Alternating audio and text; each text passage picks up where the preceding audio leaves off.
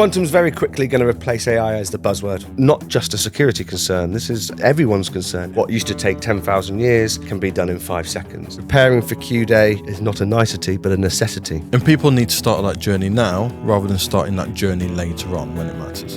If quantum does exist and is going to change everything, we are right at the beginning of it.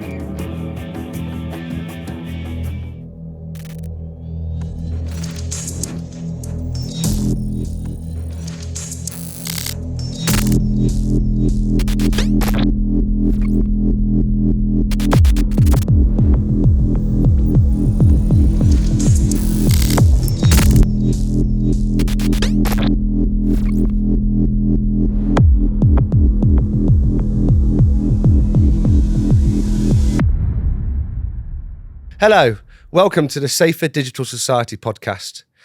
This episode we're going to be exploring everything quantum, separating the hard science from the hand-waving, exploring what the quantum threat of the future means for the defenders of today, and why preparing for Q-Day is not a nicety but a necessity. I'm here with Stu, who's recently got in trouble for using a pencil.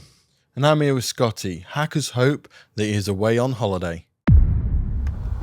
Year is 2036, 1 year after Q-Day. They've had a notification, their data's on the dark web. On review of the data, it's about 5 years old, and it's unencrypted. Now, how did this happen? I think what we need to go into first is understanding what Q-Day is and what that means. Q-Day, so it's a theoretical day predicted in the future, between 2030 and 2035, of when the quantum threat will become a reality. Essentially, that's when we've predicted that technology will be available. And who are the people trying to get to this Q-Day? You know, who is it? Nation state? Is it criminals? Is it hackers? Technology adoption, so it's a new technology.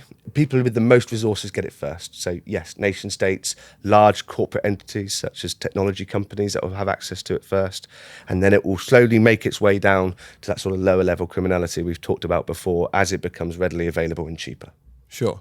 But in this scenario, their 5-year-old data is now in clear text. So this Q-Day effect has now become reality today. And this is why preparing for that Q-Day, and what we're going to cover today is, what is the quantum threat? How do I prepare for Q-Day? And then what should I be doing to maintain crypto agility? Quantum's very quickly going to replace AI as the buzzword, right? But what does quantum actually mean? So in today's technology, we started with very simplistic encryption algorithms back in the day, right? Militaries and governments used it to hide their data in different forms. We've now got to a point in time where we are today where those original encryption routines no longer work. They're broken, they're insecure. LM hashing, yeah. Yeah, right. And we're at a phase now where we are now moving into this quantum encryption kind of thought process. Although it's been in development for a very long time, we're now at a defined place, right? And it's from A to B. That's where we are. Quantum is going to be the next level of that in loads of different dimensions. So when this Q-Day happens and when this comes into effect, all of the current algorithms and encryption routines we have are going to be insecure, and we'll just see them kind of disappear and fade off. And this is why we have regulatory bodies now. Hey guys, we now need to start thinking about this a bit more. We now need to start doing something about it, because this is going to happen very quickly. And I think the understanding is for everybody to take away is the quantum encryption is going to replace every single thing that we're currently doing now to hide our data. Yeah. Everything becomes legacy eventually, right? It does. We've said that 100 times before. 100 times. And from a really even simpler point of view, from my perspective, because I'm a little bit of an idiot, quantum computing is essentially the multiplying of our current computing power. You know, we're going from, hey, it takes 10 minutes to take that computing task to it takes nanoseconds. Yeah. What used to take 10,000 years can be done in 5 seconds. So those algorithms are easily broken, right? So currently, normal encryption that we use today can be visualized with 5 hamsters running in a straight line, all at the same speed, and they all finish at the same time. Quantum encryption is going to be 5 hamsters all running at different speeds in different places. One will be on the floor, one will be in the moon, and they'll all finish at different times. They've already probably finished, last week kind of thing. We just won't know. Mind blown. So now that we've confused everyone, including ourselves, what are we actually going to do about it? So I think what we need to do initially is prepare for this Q day. Understand the data that we're currently encrypting and what it's being encrypted in, and understand the possibilities of where that will be going prior to Q day effect. From there, we need to understand what is crypto agility. Yeah. Crypto agility, very simply put, it's your ability and knowledge to know where your cryptography currently sits, what technologies, what data is being encrypted, and then your ability to pull out the old encryption types, algorithms, technology, and replace it with something that's quantum safe. And that's part of the migration process then, it's moving into that. What we should be doing today when we say we do these, what was called PQC or post-quantum cryptography readiness sort of things, we're going and doing asset lists. We're going and doing what we've always done during a migration, which is we need to understand what our network is, what elements of that network are going to be affected, and then we can start to plan, well, how are we going to change it? So now that we're thinking about getting our migration process into gear, what are the kind of things that people should be concerned about and worrying about? Well, if I put it in today's perspective, we're dealing with data leakages all the time. We've got loads of cases where the attackers are stealing data. We talked about this in a previous episode with how does ransomware evolve. That data is being currently released onto shame sites, and then they ask for a blackmail, ask for money. If they have the ability to decrypt encrypted data as well, we've spoke about that before. Who should worry about it? Anyone who has data that they don't want to ever become public. So, we could put it to the average person users. I don't want my WhatsApp messages between me and friends or me and my colleagues being decrypted and put out, even if it is 5 years later. If you're in the financial or legal sector, there's data points there that are sensitive and need to remain encrypted and locked away for periods of time because they have legal notifications, legal requirements to. Intellectual property, that's perpetual. 12 herb and spices or KFC. Well, they don't ever want that to come out. No. The secret Coca-Cola formula. We're being funny, but there is, technology, your plans, your designs, your, manufacturing or whatever. You don't want that to ever become public knowledge because someone will just rip you off. I mean, we're not talking about the average person of their Netflix account password being cracked, right? When that's processing power that's just wasted. So people who are wondering about their simplistic passwords for certain services being, kind of decrypted, guess what? It's not a concern of the processing power that's going to become available. We're talking more big data. So like what you said about intellectual property, governments, all types of entities within the governments, militaries, etc., because of the data that they process, store and hold. New startups, because they're integrating this from the start, right? Yeah.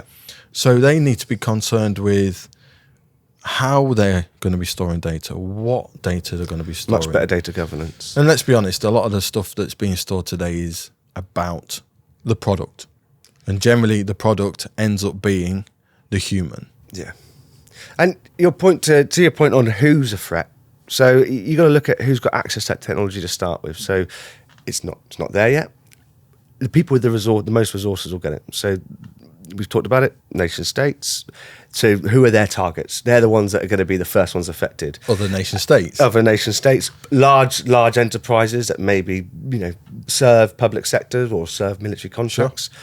But then as that technology becomes more available, it goes down the criminal, and then it becomes every business, everyone. We are a long way away from that. Yeah. Right. And again, this is why we're saying that who needs to panic, and it's not the average user yet. And we're never saying never, it's a yet issue, because the processing power is far too expensive. It's far too vast to employ these kind of quantum computing powers to hack the encryption that's going on. So until your low-level criminals, and again, we spoke about this in a previous episode, until the low-level criminals get the processing power to do this, it's not worth it. They've got better ways of earning money. I'll put that question back on you. Okay, here you go. Here's a quantum computer. What's the first tool that you're powering with it? From a red team perspective, what's the first tool you'd say, wicked, that power is going to make this tool 10 times more effective? Do you want to know? Yeah. Password cracking. Password cracker, hashcat or something like that. Yeah, exactly. If I think about it for myself, from a forensics point of view, it gets very weird very quickly. Forensics is a slow, methodical process where we gather lots of data in, and at its very base form, we're reading binary, 1 0 1 0. That's going to change because it becomes 1 0 and some other third thing. And what I don't know is what it's going to be. What I do know is that our tools and the way we collect data is going to have to change in line with that technology to allow us to keep up. When we're doing forensics, we've got to do it fast enough to keep the threats away. So I know there's a lot of change on the horizon for us. So next steps then.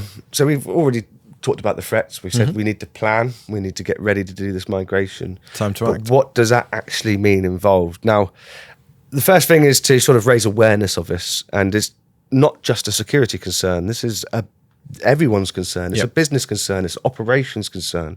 So we need to have total buy-in from everyone on this one. Yeah, sure. And that's why the government entities are starting to push this out in their regulations as well. Yeah, and it's nice to see that it's actually 5 years out, 10 years out for once. Getting proactive with meeting these threats. When we say we need to plan and prepare, there's actually some tasks we can do now. We talked about making asset lists, understanding, being crypto agile. My advice is find an industry and find a company to help you, but also look at those companies, understand how much of a background in it have they got. Anyone who deals at the network layer, anyone who's a telecommunications company, has these big networks, has to deal with this. It's things like 6G are going to be really affected, right? Massively. It needs to be quantum safe because everyone's phones will be able to be intercepted and decrypted. Well, it's already happened, right? This is why we don't have the old GSM enabled anymore, because people can literally read your messages or listen to your calls. So we've moved on from that technology. 6G is just the next step, being quantum safe. Yeah. And then embrace it. Embrace that crypto. Sort of go, right, we've got to do this. So there's no point fighting. There's no point waiting. Let's get ahead of the curve. It's one of the few opportunities I've seen in my career where actually 5-10 years out, we've been able to predict something and say, let's go for it. Sure. And people need to start that journey now rather than starting that journey later on when it matters. So we're coming to the end of this episode now. What have we learnt? Quantum. Mind blown. Yeah. But it's not all doom and gloom. There are things we can do to get ourselves prepared, and there are assessments out there already looking at how to do this migration and becoming crypto agile. Yeah, the regulations are set. They're starting to move forward, so people need to now adhere to them, move forward with them, and it will be a safer society after that. That's the whole point. And for anyone who finds this confusing, you are absolutely forgiven because, let's be honest, it's a minefield. It's a minefield. So, if quantum does exist and is going to change everything, we are right at the beginning of it, and there is a lot to learn and a lot to find out. But in a world where Steve can both exist and not exist at the same time, I really hope I'm in the one where he doesn't exist. For sure. Thank you for joining us, and we'll see you next time.